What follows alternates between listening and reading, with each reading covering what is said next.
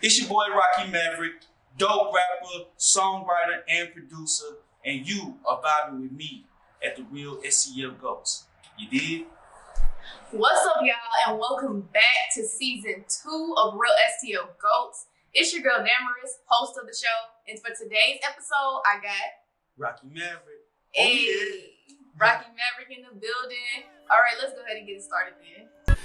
Put me in your top 4. Discount on your back like a knockoff. Click clack, got a song with the Glock 4. Young Rock came through with the top off. My lord, money get loaded. Get more, hit a nigga holding. Get ghost, I got the power. Money for powder, let me reroute them. Let's go. So if you already have not seen the Pops performance that just happened a few weeks ago, then you definitely know who my new artist is, Rocky Maverick. So go ahead and tell me, how did you get to where you are now? Started off doing poetry in like high school, and then like you always have somebody kind of on your shoulder or on the back, like, hey man, you should do rap music. You know what I'm saying? When you were doing poetry. So I had somebody that was really encouraging me to do rap music and not do poetry and take it to another level. Of course, I sucked at the beginning, but I got better. You know, as you do with anything, I wasn't like I was a natural. So you find a style, then you kind of tweak it to make it your own, and then, you know, that's how you get it. You know what I'm saying? Okay. Well, that's how I got it. No, I feel that. Yeah. So at what point did you know you were meant to do music? Oh man, I don't know if I ever asked you that before.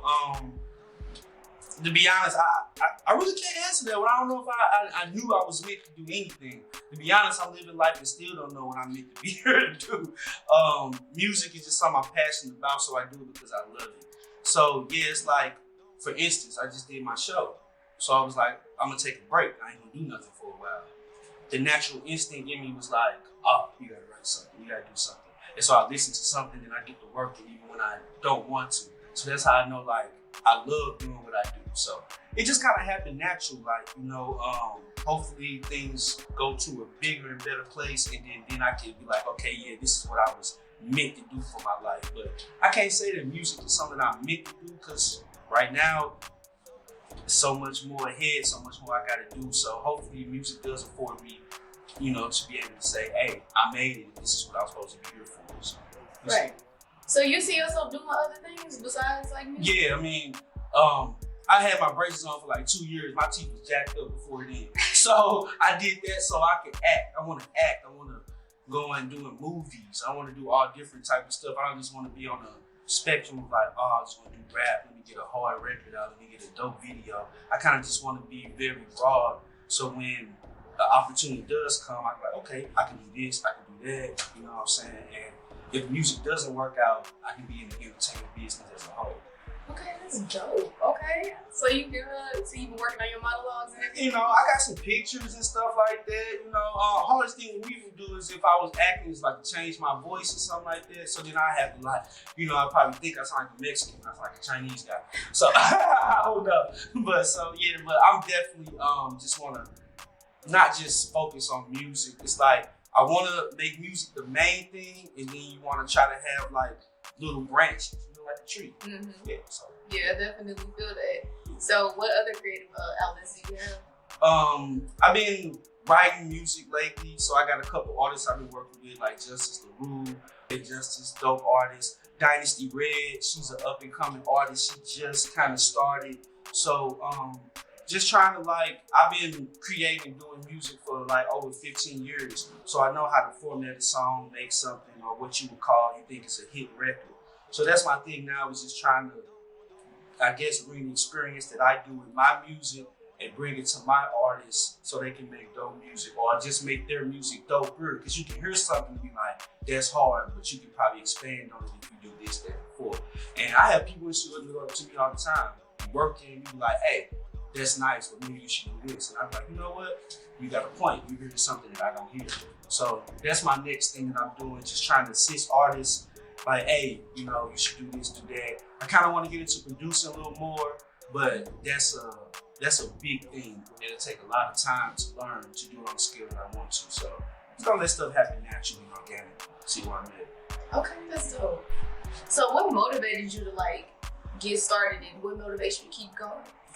Well, I remember at one point, An instrumental person with my music is my producer, Travesty. Gotta give a shout out to him.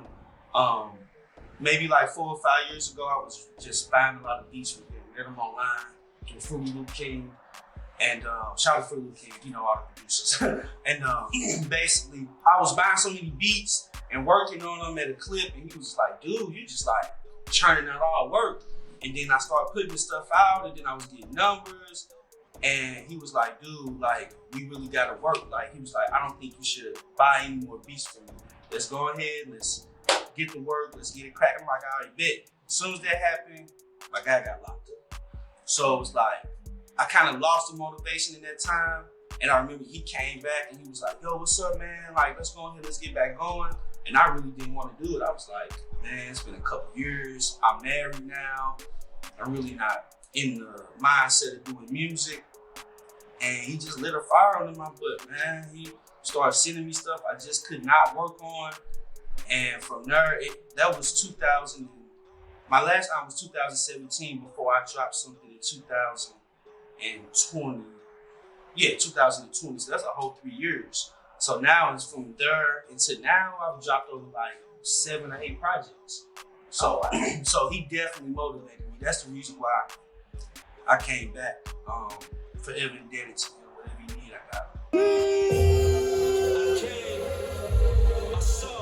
You got 16 in this thing, my nigga. Everybody get up there.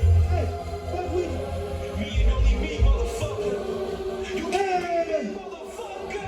Hey, I just hit on this 16. So you just had a performance at Pops. Yeah. Yeah, talk about what that experience was like. Crazy. Like we was just talking off set, you have all these different things that happen to come up. You selling tickets or giving away tickets.